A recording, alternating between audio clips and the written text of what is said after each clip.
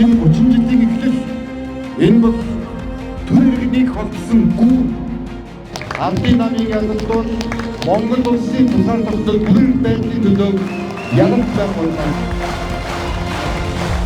Ард түмний ялалт.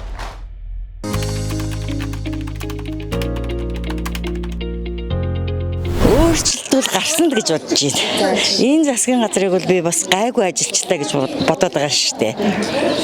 Бас хийсэн ажиллаач тайлагнаалаа. Тийм болохоор энэ засгийн газрыг бол би дэмжиж байгаа. Бүгдээр жид нэгэн зэрэг босч чадах юм бол Монгол Ардын нам бол яг оюун эрдэнэ шиг л байх юм бол ерөөсөө болчих гээд байна. Үр бүтээлтэй юм бас байгалах л та. Харин дэмжүүл нөгөө өмнө хийсэн юмаа бас үргэлжлүүлээд хийж дуусгах юм болов гэж бодож байна. Яг хөө хийсэн юмнууд байгаа л да. Дархны зам ашиглалтанд орлоо.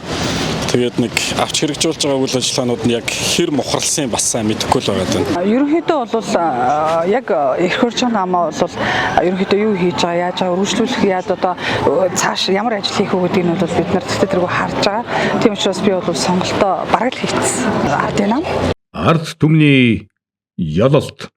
Монгол Ардын нам.